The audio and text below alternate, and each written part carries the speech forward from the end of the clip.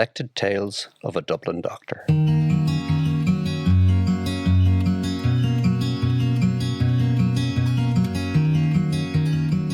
This podcast is a series of tales written by my father, Patrick Beaufin, and rediscovered in a file at the back of a press 30 years after his passing.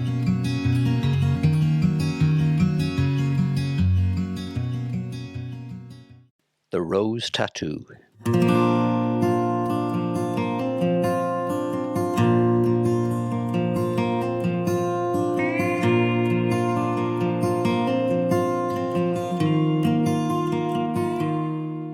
In 1952, in a converted coach house at Herbert Lane in Dublin, the Pike Theatre was opened.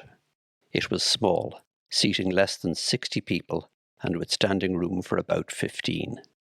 It is remembered as the place that staged the premieres of such plays as Beckett's Waiting for Godot and Behan's The Quare Fellow. 5 years later, that ersatz national jamboree known as An Tustal occurred. To coincide with it, the International Theatre Festival was held. The proprietors of the Pike, Alan Simpson and his wife, decided to produce for the festival Tennessee Williams' The Rose Tattoo, giving it its European premiere. As the theatre was so small, even full houses on every night would not defray the cost of the production, which had a cast of 18 and a small number of backstage personnel. What followed may be regarded as the saddest and most shameful episode in Irish theatre since the early days of the Abbey. The Rose Tattoo opened on the 12th of May for a 2-week run. It was an instant success with the public, and the critics were fulsome in their praise. Harold Hobson, writing in the Sunday Times, "I was immediately drawn to the Pike because it is giving the English language European premiere of The Rose Tattoo. It is giving it well.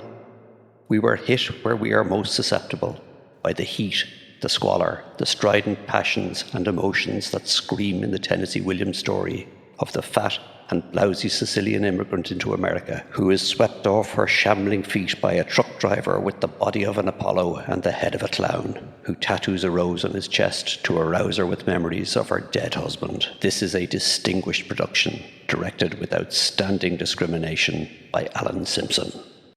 On the evening of Thursday, the 23rd of May, Gardaí arrived at the theatre, arrested the producer and detained him in the Bridewell overnight.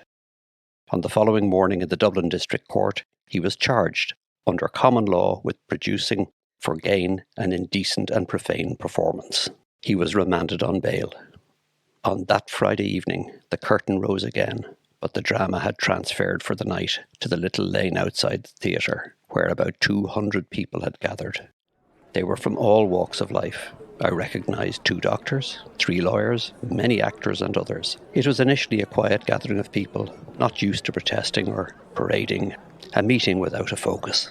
Suddenly there was a murmur among the people as they saw, swaying down the lane towards them, the focal point that any meeting in Dublin at that time needed: Brendan Behan. He was dressed in the usual open-neck shirt, a long jacket with 2 huge side pockets, in which clanked bottles, a pair of baggy trousers and grey canvas shoes. He was not sober.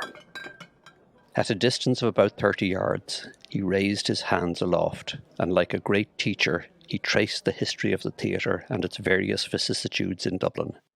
As he spoke, he advanced slowly on us. He stopped behind me and said, "Give us a leg up, son." I helped him up onto the bonnet of a green Hillman car that was parked in the lane.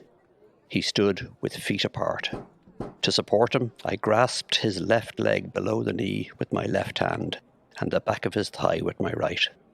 A hush fell on the crowd as Brendan denounced the Garda interference and the arrogance of their action in incarcerating the producer in the Bridewell. He named and vilified the authority said to have initiated the proceedings. As he railed on, I realised that this was a side of Behan I had not known before.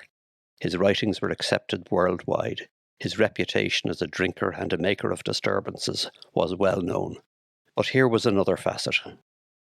What appeared to be a roaring torrent of words was in fact a superb control of language, delivered loudly and raucously, but with the timing of a MacLeomore.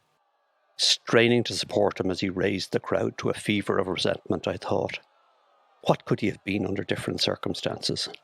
A great actor, politician, trade union leader? Years later, when I knew him better, I was glad that he was none of these. Just Behan of Dublin. Eventually he finished, and as I helped him down from the bonnet of the car, I saw tears of frustration and anger in his eyes. He put his hand on my shoulder and said, "Lad, never forget this night of shame." The case against Alan Simpson took more than a year. It went from District Court to High Court to Supreme Court, from which it was referred back to the Dublin District Court, where the District Justice refused even to send it for trial. From the legal standpoint of this case, one is reminded of Horace. Parturient montes, nascetur ridiculus mus. The mountain shall go into labour, and a silly mouse be born. But from the aspect of Dublin theatre history, can one improve on, "Lad, never forget this night of shame"?